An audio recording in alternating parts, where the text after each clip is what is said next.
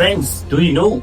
Indian Air Force backbone MiG-21 got retired yesterday. Friends, if we talk about Indian Air Force MiG-21 plane, it was firstly inducted in 1963. India bought these planes from Soviet Union.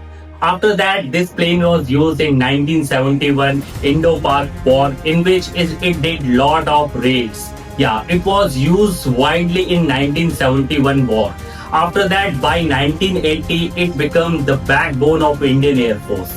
So after that, India used this plane in several wars, ranging from 1999 Kargil War, recently in Balakot airstrike, where it shoot down one US-made F-16 fighter jet.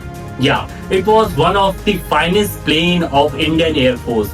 When it was inducted, it was the first plane of Indian Air Force which had supersonic capabilities. Indian government bought 872 total of MiG-29 planes.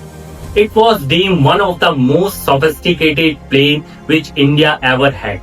But by 2000, it got a very grim nickname, Flying Coffin, because of its recent crashes happening at that time. If I talk about the exact number, 482 crashes of MiG-21 happened at that time, which claimed more than 172 pilots' life at that time. So it was a very kind of a stigma in the performance of MiG. And now this MiG-21 will be replaced by indigenously built Tejas Mark 1. Yeah, you heard it right. It will be replaced by Tejas Mark 1, which are 4.5 generation aircraft. But there are some concerns regarding Tejas. Right now, there are just 2 squadrons of Tejas Mark 1 is inducted in Indian Air Force, and its program is getting delayed day by day. And also there are some other concerns like the technological gap. The Tejas, if you talk about, it is 4th generation aircraft, and all our adversaries are developing 5th generation aircraft. If we particularly talk about China, they are building their 5th generation aircraft, and Pakistan also.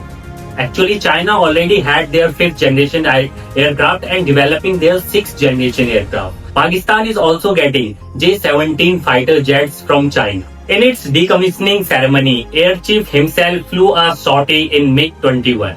There were several other dignitaries were present at this ceremony. Nowadays, there is a big issue of concern: the reducing strength of fighter jet squadrons in Indian Air Force.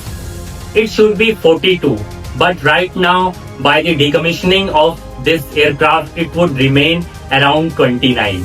So it's a big concerning issue for Indian Air Force.